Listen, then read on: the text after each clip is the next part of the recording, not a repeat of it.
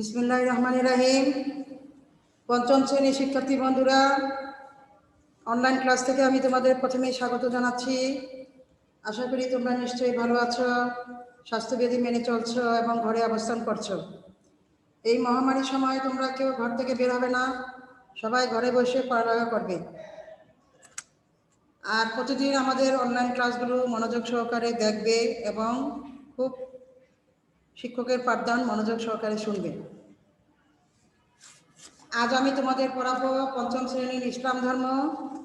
আজকে আমার পাঠের বিষয় হচ্ছে সালাত। আজকে আমার পাঠের বিষয় হচ্ছে কি? সালাত।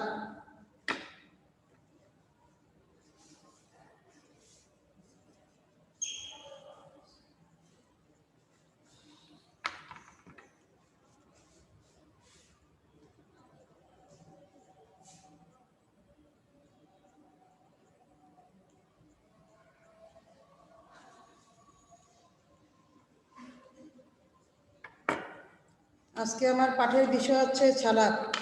সালাত মানে কি? সালাত শব্দের অর্থ কি বলতো? সালাত শব্দের অর্থ নামাজ। সালাত আর আরবি শব্দ, বাংলায় বলে নামাজ। আমি পাঠদান করছি, তোমরা সবাই মনোযোগ সহকারে শোনো। আল্লাহ তাআলা তার ইবাদত করার জন্যই আমাদের সৃষ্টি করেছেন। আমার পাঠের বিষয় হচ্ছে কি? সালাত। আমার পাঠের বিষয় হচ্ছে সালাত। আল্লাহ তাআলা তার ইবাদত করার জন্যই আমাদের সৃষ্টি করেছেন। ইবাদত অর্থ আনুগত্য করা। তাহলে আল্লাহ তাআলা তার ইবাদত করার জন্যই আমাদের কি করেছেন? আমাদের সৃষ্টি করেছেন। আল্লাহর ইবাদত করার জন্যই আমাদের সৃষ্টি করেছেন। ইবাদত অর্থ আনুগত্য করা। আল্লাহ তাআলার নিকট বান্দার আনুগত্য প্রকাশের যত মাধ্যম বা পন্থা আছে তার মধ্যে সালাত হলো সর্বশ্রেষ্ঠ। দেখো সালাতের গুরুত্ব দেখো। আল্লাহ তাআলার কাছে যত ইবাদত আছে সব ইবাদতের মধ্যে সালাত হলো সবচেয়ে সর্বশ্রেষ্ঠ ইবাদত। সালাত ছাড়া বেহেশতে প্রবেশ করা যায় না, তাই বলে নামাজ বেহেশতের চাবি। সালাতের মাধ্যমে আল্লাহর প্রতি বান্দার চরম আনুগত্য প্রকাশ পায়। কিসের মাধ্যমে আল্লাহর প্রতি বান্দার চরম আনুগত্য প্রকাশ পায়? সালাতের মাধ্যমে আল্লাহর প্রতি বান্দার চরম আনুগত্য প্রকাশ পায়। সালাত শব্দের অর্থ নত হওয়া, বিনয়, বিনম্র হওয়া, দোয়া করা, ক্ষমা প্রার্থনা করা, দরুদ করা। সালাত শব্দের অর্থটা দেখো। সালাত শব্দের অর্থ কি? নত হওয়া। সালাত শব্দের অর্থ নত হওয়া, বিনয়, বিনম্র হওয়া, দোয়া করা, ক্ষমা প্রার্থনা করা, দরুদ করা। ইসলামের পরিভাষায় আহকাম, আরকান সহ বিশেষ নিয়মে আল্লাহর ইবাদত করাকে সালাত বলে। ইসলামের পরিভাষায় আহকাম, আরকান সহ বিশেষ নিয়মে আল্লাহর ইবাদত করাকে সালাত বলে। সালাতকে নামাজও বলে। সালাতকে নামাজও বলে। সালাত আরবি শব্দ। ইসলাম 5টি রুকুনের উপর প্রতিষ্ঠিত। রুকুন মানে খুঁটি। তাহলে দেখো ইসলাম 5টি রুকুনের উপর প্রতিষ্ঠিত। রুকুন মানে কি? খুঁটি। রুকুন মানে খুঁটি। 5টি রুকুন হলো। সাদনা আক্তার, সাদনা আক্তার তুমি জয়েন করে ফেলেছ? জয়েন করেছো সাদনা? তুমি মনোযোগ সহকারে আমার পাঠদান শোনো। তারপরে দেখো রুকুন মানে কি? খুঁটি। 5টি রুকুন হলো ঈমান, সালাত, সাওম, হজ, যাকাত। 5টি রুকুন হলো কি? ঈমান, সালাত, সাওম, হজ এবং যাকাত। ঈমানের পরেই সালাতের স্থান। ঈমানের পরে কিছু স্থান? ঈমানের পরেই সালাতের স্থান। সালাত সবচেয়ে বেশি গুরুত্বপূর্ণ ইবাদত। সবচেয়ে গুরুত্বপূর্ণ ইবাদত কি? সালাত। রাসূল সাল্লাল্লাহু আলাইহি সাল্লাম বলেছেন সালাত দ্বীন ইসলামের খুঁটি। রাসূল সাল্লাল্লাহু আলাইহি সাল্লাম কি বলেছেন? সালাত দ্বীন ইসলামের খুঁটি। সাদনা তুমি জয়েন করেছ? ম্যাডাম আসসালামু আলাইকুম। ওয়ালাইকুম আসসালাম। তুমি কেমন আছো সাদনা? ভালো আছো? সাদনা তুমি ভালো আছো? জি ম্যাম। আচ্ছা ঠিক আছে। ভালো আছি ম্যাম। আচ্ছা ভালো আছো না? আমার পাঠদান তুমি শোনো। আমি আজকে ধর্ম পড়াচ্ছি, ইসলাম ধর্ম। আজকে আমার পাঠের বিষয় হচ্ছে সালাত। সালাত মানে কি? নামাজ। সালাত আরবি শব্দ, বাংলায় বলে নামাজ। খুব মনোযোগ সহকারে শোনো। ইমানের পরেই সালাতের স্থান। সালাত সবচেয়ে বেশি গুরুত্বপূর্ণ ইবাদত। রাসূল সাল্লাল্লাহু আলাইহি সাল্লাম বলেছেন, সালাত অর্থ দেখো, সালাত দ্বীন ইসলামের খুঁটি। বাইহাকি, যে সালাত কায়েম করলো সে দিন রূপ ইমারতটি কায়েম রাখলো, আর যে সালাত ত্যাগ করলো সে দিন রূপ ইমারতটি ধ্বংস করলো। কোরআন মজিদে বারবার সালাত কায়েমের হুকুম দেওয়া হয়েছে। বলা হয়েছে সালাত কায়েম করো। সূরা বনী ইসরাইল আয়াত ৭৮। তাইলে দেখো, কোরআন মজিদে বারবার সালাত কায়েম করার জন্য হুকুম দেওয়া হয়েছে। বলা হয়েছে সালাত কায়েম করো, অর্থাৎ নামাজ পড়ো। তোমাদের প্রত্যেককে ৫ ওয়াক্ত নামাজ পড়তে হবে। ৫ ওয়াক্ত নামাজ না পড়লে আল্লাহ তাআলা আমাদের গুনাহ মাফ করবেন না, আমরা জান্নাতে যেতে পারবো না। তাই বলা হয়েছে কোরআন মজিদে, নামাজ বেহেশতের চাবি। দিন রাত ৫ ওয়াক্ত সালাত জীবনের প্রতি মুহূর্তে আল্লাহ তাআলার কথা স্মরণ করিয়ে দেয়। বান্দার মনে আল্লাহর বিধান মতো চলার অনুপ্রেরণা যোগায়। সালাতের মাধ্যমে বান্দা আল্লাহ তাআলার বেশি নৈকট্য লাভ করতে পারে। তাহলে সালাতের মাধ্যমে বান্দা আল্লাহ তাআলার বেশি নৈকট্য লাভ করতে পারে। কিসের মাধ্যমে? কিসের মাধ্যমে? সালাতের মাধ্যমে সালাতের মাধ্যমে বেশি নৈকট্য লাভ করতে পারে। রাসূল সাল্লাল্লাহু আলাইহি সাল্লাম আরো বলেছেন, কোনো বান্দা জামাতের সাথে সালাত আদায় করলে আল্লাহ তাআলা তাকে ৫টি পুরস্কার দিবেন। রাসূল সাল্লাল্লাহু আলাইহি সাল্লাম আরো বলেছেন, কোনো বান্দা, রাসূল সাল্লাল্লাহু আলাইহি সাল্লাম কি বলেছেন? আরো বলেছেন, কোনো বান্দা জামাতের সাথে সালাত আদায় করলে আল্লাহ তাআলা তাকে ৫টি পুরস্কার দিবেন। আর জীবিকার অভাব দূর করবেন, কবরের আযাব থেকে মুক্তি দিবেন, হাসরের আমলনামা ডান হাতে দেবেন, বৃদ্ধির মতো দ্রুত পার করবেন, তাকে বিনা হিসাবে জান্নাত দান করবেন। তাহলে ৫ ওয়াক্ত নামাজ পড়লে আমাদের এই পুরস্কারগুলো পাওয়া যায়। কি পুরস্কারগুলো দেখো? ১, তার জীবিকার অভাব দূর করবেন। ২, কবরের আযাব থেকে মুক্তি দিবেন। ৩, হাসরের আমলনামা ডান হাতে দেবেন। ৫, ফুলসিরাত বৃদ্ধির মতো দ্রুত পার করবেন। ৪, ফুলসিরাত বৃদ্ধির মতো দ্রুত পার করবেন। ৫, তাকে বিনা হিসাবে জান্নাত দান করবেন। এই ৫টি পুরস্কার পাওয়া যায়। ৫ ওয়াক্ত সালাত যারা নিয়মিত আদায় করে তারা এই ৫টি পুরস্কার পাবেন। পরকালে এই ৫টি পুরস্কার পাবেন। জান্নাত লাভ করতে হলে নিয়মিত সালাত আদায় করতে হবে। তাহলে আমরা যদি বেহেশত পেতে চাই তাহলে আমাদের নিয়মিত কি করতে হবে? সালাত আদায় করতে হবে। বেহেশত পেতে হলে আমাদের সালাত আদায় করতে হবে।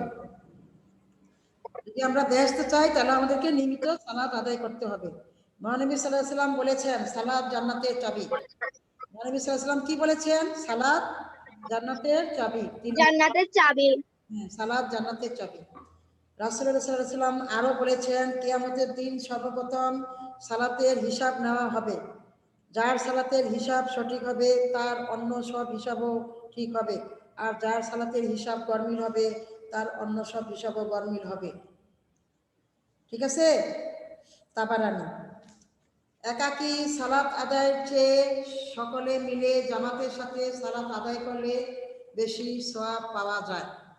একা ঘরে বসে সালাত আদায় করার চেয়ে জামাতে বসে সালাত আদায় করলে বেশি সওয়াব পাওয়া যায়। যারা জামাতে নামাজ পড়ে তাদের বেশি সওয়াব হয়। ঘরে একা নামাজ পড়ার চেয়ে সালাতে নামাজ পড়লে বেশি সওয়াব হয়। এর মাধ্যমে মুসলিমগণ দৈনিক ৫ বার মিলিত হওয়ার সুযোগ পায়, পরস্পরের খোঁজখবর নিতে পারে, একতা ভ্রাতৃত্ব সৃষ্টি হয়, পরস্পরে সম্প্রীতি সৃষ্টি হয়, সুখে দুঃখে একে অন্যের সাহায্য করতে পারে। সালাত মানুষের চরিত্র সংশোধনে বিশেষ ভূমিকা পালন করে। সালাত মানুষের চরিত্র সংশোধনে বিশেষ ভূমিকা পালন করে। সালাত মানুষকে সব রকম অশ্লীল ও অন্যায় কাজ থেকে বিরত রাখে। তাহলে সালাত মানুষকে সব রকম অশ্লীল ও অন্যায় কাজ থেকে কি রাখে? সালাত মানুষকে সব রকম অশ্লীল ও অন্যায় কাজ থেকে কি রাখে? বিরত রাখে। সালাত মানুষকে সব রকম অশ্লীল ও অন্যায় কাজ থেকে বিরত রাখে। আল্লাহ তাআলা বলেন নিশ্চয়ই সালাত অশ্লীলতা, আল্লাহ তাআলা বলেন নিশ্চয়ই সালাত অশ্লীলতা ও খারাপ কাজ থেকে বিরত রাখে। সালাত সমস্ত খারাপ কাজ থেকে আমাদেরকে বিরত রাখে। অশ্লীল আচরণ এবং খারাপ কাজ থেকে আমাদেরকে সালাত বিরত রাখে। সালাতের সময় দেখো, সময় মতো সালাত আদায় করা আল্লাহর হুকুম। যত সময়ে সালাত আদায় না করলে আদায় হয় না। সময় মতো সালাত আদায় করা কার হুকুম? সময় মতো সালাত আদায় করা কার হুকুম? আল্লাহর আল্লাহর হুকুম। যত সময়ে সালাত আদায় না করলে আল্লাহর হুকুম। আদায় হয় না। এই সম্বন্ধে আল্লাহ তাআলা বলেন নিশ্চয়ই সঠিক সময়ে সালাত আদায় করা, কায়েম করা মুমিনের কাজ। নিশ্চয়ই সঠিক সময়ে সালাত আদায় করা মুমিনের কাজ। এ সম্বন্ধে আল্লাহ তাআলা বলেন নিশ্চয়ই সঠিক সময়ে সালাত আদায় করা মুমিনের কাজ। তারপরে দেখো ফরজ ম্যাম। ফরজ, দেখো ফরজ সূরা নিসা আয়াত 103। রাসূলুল্লাহ সাল্লাল্লাহু আলাইহি ওয়াসাল্লামের কাছে প্রশ্ন করা হয়েছিল আল্লাহর কাছে কোন আমলটি উত্তম। তিনি উত্তরে বললেন সময় মতো সালাত আদায় করা সবচেয়ে উত্তম। তাহলে দেখো রাসূল সাল্লাল্লাহু আলাইহি ওয়াসাল্লামের কাছে প্রশ্ন করা হয়েছিল আল্লাহর কাছে কোন আমলটি উত্তম। আল্লাহর কাছে কোন আমলটি উত্তম? তিনি বলেন সময় মতো সালাত। করা, সময় মতো সালাত আদায় করা উত্তম। তাহলে আমাদের কি করতে হবে? সময় মতো সালাত আদায় করতে হবে। শিক্ষার্থী বন্ধুরা, জি ম্যাম। 5 ওয়াক্ত নামাজ সময় মতো আদায় করতে হবে। সালাত আদায়ের সময় সম্পর্কে আমাদের ভালোভাবে জেনে নিতে হবে। আমাদের 5 ওয়াক্ত নামাজ, আমরা কয় ওয়াক্ত নামাজ পড়ি? 5 ওয়াক্ত। ফজর, জোহর, আসর, মাগরিব, এশা। আমরা কয় ওয়াক্ত নামাজ পড়ি? 5 ওয়াক্ত। ফজর, জোহর, আসর, মাগরিব, 5 ওয়াক্ত। এশা। ফজর দেখো, ফজর সালাতের সময় শুরু হয় সুবে সাদিক হওয়ার সাথে সাথে এবং সূর্য উদয়ের পূর্ব অস্ত এবং সময় থেকে ফজর নামাজ শুরু হয়। রাতের শেষে আকাশের পূর্ব দিগন্তে লম্বা আকৃতির যে আলো রেখা দেখা যায় তাকেই বলা হয় কি? সুবে সাদিক। জোহর দেখো, দুপুরে সূর্য পশ্চিম আকাশে হেলে পড়লেই জোহরের ওয়াক্ত শুরু হয়। ছায়া আসলে বাদে কোনো ছায়া দ্বিগুণ হওয়া পর্যন্ত এই সময় থাকে। কোন বস্তু ঠিক দুপুরের সময় যে পূর্ব ছায়া থাকে তাকে বলা হয় ছায়া আসলি বা আসল ছায়া। আসর নামাজ দেখো, জোহরের সময় শেষ হলে আসরের সময় শুরু হয় এবং সূর্যাস্তের পূর্ব পর্যন্ত বিদ্যমান থাকে। তবে সূর্যের রং হলুদ হওয়ার আগেই আসর সালাত আদায় করতে হয়। মাগরিব দেখো, সূর্যাস্তের পর থেকে মাগরিবের সময় শুরু হয় এবং পশ্চিম আকাশে যতক্ষণ লালিমা বিদ্যমান থাকে ততক্ষণ সময় থাকে। এশা দেখো, মাগরিবের সময় শেষ হলেই এশার সালাতের ওয়াক্ত শুরু হয় এবং সুবে সাদিকের পূর্ব পর্যন্ত বিদ্যমান থাকে। তবে মধ্যরাতের আগেই আদায় করা উত্তম। সালাতের নিষিদ্ধ, এশার সালাতের আদায়ের পরে বিতর সালাত আদায় করতে হয়। এশার সালাত আদায়ের পরে বিতর সালাত আদায় করতে হয়। সালাতের নিষিদ্ধ সময়, কোন সময়ে সালাত করা নিষিদ্ধ? দেখো রাসূল সাল্লাল্লাহু আলাইহি ওয়াসাল্লাম 3 সময়ে সালাত আদায় করা নিষেধ করেছেন। যেমন ঠিক সূর্যোদয়ের সময়। কোন সময় সালাত আদায় করা নিষেধ বলো তো? ঠিক সূর্যোদয়ের সময়। হ্যাঁ, 3টি সময়ে। ঠিক সূর্যোদয়ের সময়, 2 ঠিক ঠিক দ্বিপ্রহরের সময়। দ্বিপ্রহরের সময়, 3 সূর্যাস্তের সময়। তাহলে 3টি সময়ে সালাত আদায় করা নিষিদ্ধ। 1 ঠিক সূর্যোদয়ের সময়, 2 ঠিক দ্বিপ্রহরের সময়, 3 সূর্যাস্তের সময়। এই 3টি সময়ে সালাত আদায় করা নিষিদ্ধ। তবে যুক্তিসঙ্গত কোনো কারণে ওই দিনের সালাত আদায় করা না হলে তা ওই সময় আদায় করা যাবে। বুঝতে পারছো? এরপরে সালাত আদায়ের নিয়ম। সালাত আদায়ের কিছু নিয়ম আছে দেখো। সব কাজেরই নিয়ম পদ্ধতি আছে। নিয়ম মতো কাজ করলে সুফল পাওয়া যায়। সব কাজেরই কিছু নিয়ম পদ্ধতি আছে। সব কাজেরই কিছু নিয়ম পদ্ধতি আছে। সব কাজেরই কিছু নিয়ম পদ্ধতি আছে। হ্যাঁ ম্যাম। নিয়ম মতো কাজ করলে সুফল পাওয়া যায়। এটি একটি বড় ইবাদত। সালাত আদায়েরও নিয়ম পদ্ধতি আছে, সালাত আদায়েরও নিয়ম পদ্ধতি আছে। মহানবী সাল্লাল্লাহু আলাইহি ওয়াসাল্লাম নিজে সালাত আদায় করে সাহাবাদের হাতে কলমে শিক্ষা দিয়েছেন। তিনি বলেছেন, আমাকে যেভাবে সালাত আদায় করতে দেখেছ তোমরাও সেভাবে সালাত আদায় করবে। মহানবী সাল্লাল্লাহু আলাইহি ওয়াসাল্লাম কি বলেছেন? আমাকে যেভাবে সালাত আদায় করতে দেখেছ তোমরাও ঠিক সেভাবে সালাত আদায় করবে। এরপরে দেখো মহানবী সাল্লাল্লাহু আলাইহি ওয়াসাল্লামের শেখানো নিয়মে সালাত আদায় করতে হবে। মহানবী সাল্লাল্লাহু আলাইহি ওয়াসাল্লামের শেখানো নিয়মে কি করতে হবে? সালাত আদায় করতে হবে। সালাতের সময় হলে আমরা পাক পবিত্র হয়ে পাকসাপ কাপড় পরব। সালাতের সময় হলে আমরা পাক পবিত্র হয়ে পাকসাপ কাপড় পরব। তারপর পবিত্র জায়গায় কিবলামুখী হয়ে দাঁড়াবো। মনে করতে হবে আমি আল্লাহ পাকের সামনে দাঁড়িয়ে আছি, তিনি আমাকে দেখছেন, তিনি আমার অন্তরের খবরও রাখছেন। আমরা যখন সালাত পড়ি তখন আমাদের পাকসাপ হয়ে সালাত আদায় করতে হবে এবং খুব মনোযোগ সহকারে সালাত আদায় করতে হবে, কারণ আমরা অন্য কোনো দিকে মনোযোগ দিতে পারবো না। যখন আমরা সালাত আদায় করব তখন আমরা অন্য কোনো দিকে মনোযোগ দিতে পারবো না, একমাত্র সালাতের দিকেই আমাদের মনোযোগ দিতে হবে।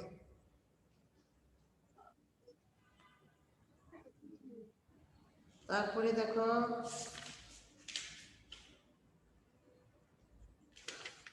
হাত বাঁধার নিয়ম দেখো, বাম হাতের তালু নাভির উপর রাখবো আর ডান হাতের তালু বাম হাতের পিঠের উপর রেখে কনিষ্ঠ বৃদ্ধাঙ্গুল দ্বারা বাম হাতের কবজি ধরব। মাঝের 3টি আঙ্গুল বাম হাতের কবজির উপর বিছিয়ে রাখবো। মেয়েরা শুধু বাম হাতের উপর ডান হাত রাখবে। এরপর সানা পড়ব।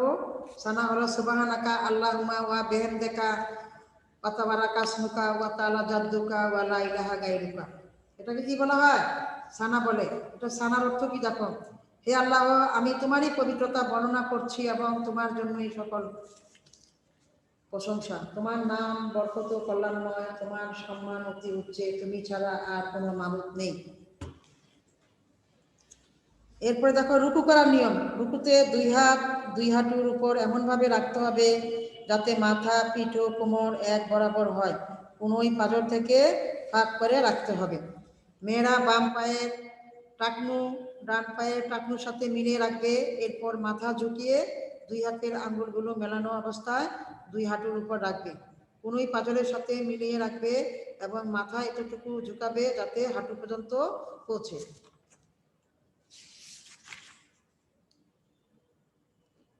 এরপরে দেখো সালাতের আহকাম আরকান।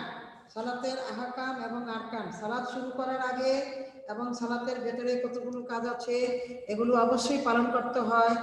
এগুলো যে কোনো একটি ছুটে গেলে সালাত হয় না। এই কাজগুলোকে সালাতের ফরজ বলে। সালাতের ফরজ কয়টি? সালাতের ফরজ 14টি। সালাতের এই ফরজ কাজগুলো 2 ভাবে বিভক্ত। একটি হলো আহকাম, আরেকটি হলো আরকান। আহকাম, সালাত শুরু করার আগে যে ফরজ কাজগুলো আছে সেগুলোকে সালাতের আহকাম বা শর্ত বলে। সালাত শুরু করার আগে যে ফরজ কাজগুলো আছে সেগুলোকে সালাতের আহকাম বা শর্ত বলে। আহকাম কয়টি? আহকাম 7টি। আহকাম 7টি দেখো, শরীর পাক প্রয়োজন মতো অজু, গোসল বা তায়াম্মুমের মাধ্যমে শরীর পাক পবিত্র করা। 2 কাপড় পাক, পরিধানের কাপড় পাক হওয়া। 3 জায়গা পাক, সালাত আদায়ের স্থান পাক হওয়া। 4 সদর ঢাকা, পুরুষের নাভি থেকে হাঁটুর নিচ পর্যন্ত এবং স্ত্রীলোকের মুখমণ্ডল, হাতের কবজি এবং পায়ের পাতা ছাড়া সমস্ত শরীর ঢাকা। 5 কিবলামুখী হওয়া, কাবার দিকে মুখ করে সালাত আদায় করা। 6 ওয়াক্ত হওয়া, সালাতে নির্ধারিত সময় হওয়া। 7 নিয়ত করা, যে ওয়াক্তে সালাত আদায় করবে মনে মনে তার নিয়ত করা। তাহলে সালাতের আহকাম কয়টি? আহকাম 7টি। আর আরকান কয়টি? আরকানও 7টি। সালাতের ভিতর যে ফরজ কাজগুলো রয়েছে সেগুলোকে সালাতের আরকান বলে। আরকান 7টি। সালাতের আরকান কয়টি? সাধনা বলো। সালাতের আহকাম 7টি এবং সালাতের আরকানও 7টি। 7টি। সালাতের আহকামও 7টি এবং সালাতের আরকানও 7টি। এগুলি আমাদের অবশ্যই মনে রাখতে হবে এবং শিখতে হবে। ঠিক আছে? সালাতের আহকামও 7টি এবং আরকানও 7টি। তাহলে তোমরা কিছু বাড়ি কাজ লিখে নাও। বাড়ি কাজ লিখে নাও।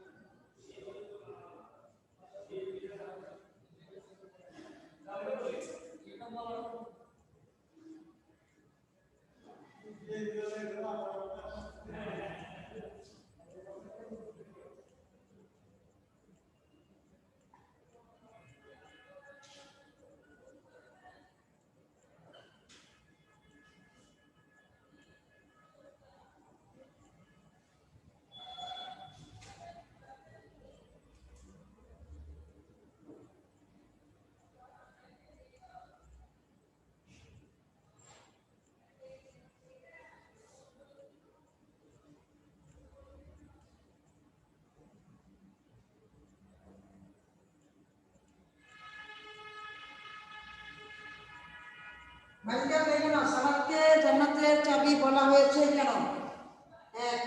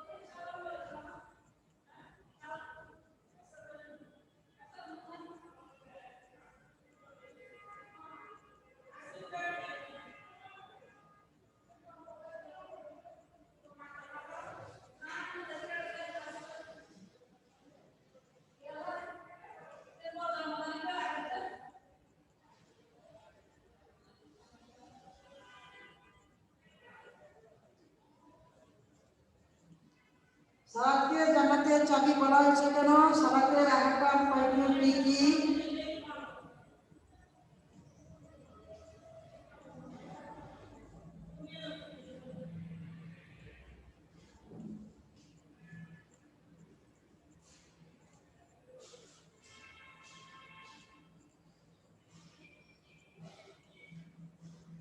ম্যাডাম, হ্যাঁ লেখো। গুলো কি? সালাদকে জান্নাতের চাবি বলা হয়েছে কেন? সালাদকে জান্নাতের চাবি বলা হয়েছে কেন? সালাতের আহকাম কয়টি কি কি?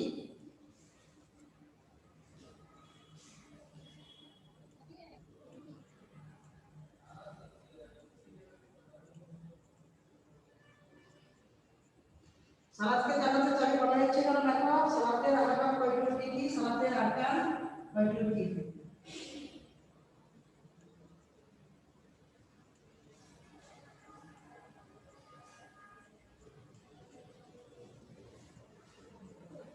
লিখেছো সবাই? বাড়ির কাজ লিখেছ শিক্ষার্থী বন্ধুরা? সাধনা বাড়ির কাজ লিখেছ? আমি জি ম্যাম। আমি তিনটি বাড়িতে দিয়েছি। সালাদকে জান্নাতের চাবি বলা হয়েছে কেন? সালাতের আহকাম কয়টি কি কি? সালাতের আহকাম কয়টি কি কি? এই যে আমি এতক্ষণ তোমাদের আহকাম সম্পর্কে আলোচনা করলাম। আহকাম এবং আরকান, সালাতের ভেতর যে ফরজ কাজগুলো আছে সেগুলিকে সালাতের আরকান বলে। আরকান 7টি, সালাতের আহকামও 7টি, সালাতের আরকানও 7টি। আরকান 7টি দেখো। তাকবীরে তাহারিমা অর্থাৎ আল্লাহু আকবার বলে সালাত শুরু করা। কিয়াম, দাঁড়িয়ে সালাত আদায় করা, তবে দাঁড়াতে সক্ষম না হলে বসে বা শুয়ে যে কোনো অবস্থায় সালাত আদায় করতে হয়। তারপরে দেখো কেরাত, কুরআন মজিদের কিছু অংশ পাঠ করা। কুরআন মজিদের কিছু অংশ পাঠ। এরপরে দেখো রুকু করা। 4 নম্বর দেখো রুকু করা। 5 দেখো সিজদা করা। 6 দেখো শেষ বৈঠকে বসা। যে বৈঠকে তাশাহুদ, দরুদ, দোয়া, মাসুরা পড়ে সালামের মাধ্যমে সালাত শেষ করা হয় তাকেই বলা হয় শেষ বৈঠক। 7 সালামের মাধ্যমে সালাত শেষ করা। 7 নম্বর কি? সালামের মাধ্যমে সালাত শেষ করা। তাহলে আমাদের এই 5টি তাহলে আমাদের আহকাম কয়টি? আহকাম কয়টি শিক্ষার্থী বন্ধুরা? আমাদের আহকামও 7টি এবং আরকানও 7টি। তাহলে আমাদের আহকাম 7টি এবং আরকান 7টি। এগুলি তোমরা সবাই শিখে আসবে এবং বাড়ির কাজও আনবে। বুঝতে পেরেছো আমি কি বলছি সাধনা? বুঝতে পেরেছো? আর 1 নম্বর প্রশ্ন সালাদকে জি ম্যাম। বলেছে কেন? আমি তোমাদেরকে এতক্ষণ সালাদ সম্পর্কে আলোচনা করেছি যে সালাদকে জান্নাতের চাবি বলা হয়, কারণ 5 ওয়াক্ত সালাদ যে আদায় করবে তার সকল গুনাহ মাফ হয়ে যাবে। আল্লাহ তাআলা তার জন্য বেহেশত রাখবেন, সালাদ জান্নাতের চাবি। আমাদেরকে জান্নাতে যেতে হলে 5 ওয়াক্ত নামাজ পড়তে হবে। 5 ওয়াক্ত নামাজ পড়লে আমাদের সকল গুনাহ মাফ হয়ে যাবে। আল্লাহ পাক বলেছেন জান্নাতে যেতে হলে অবশ্যই ম্যাম আসসালামু আলাইকুম। হ্যাঁ, জান্নাতে যেতে হলে আমাদেরকে অবশ্যই সালাত আদায় করতে হবে। সালাত ছাড়া কেউ জান্নাতে প্রবেশ করতে পারে না। তাই বলা হয়েছে সালাতকে চাবি বলা হয়। ম্যাডাম আসসালামু আলাইকুম। হ্যাঁ, তাই সালাতকে জান্নাতের চাবি বলা হয়েছে। তাহলে আজ এই পর্যন্তই থাক। সাধনা, আজ এই পর্যন্তই থাক। তোমরা ভালো থাকো, সুস্থ থাকো। তোমাদের সকলেরই মঙ্গল কামনা করে আমি আজকের মতো এখানেই বিদায় নিচ্ছি। খোদা হাফেজ।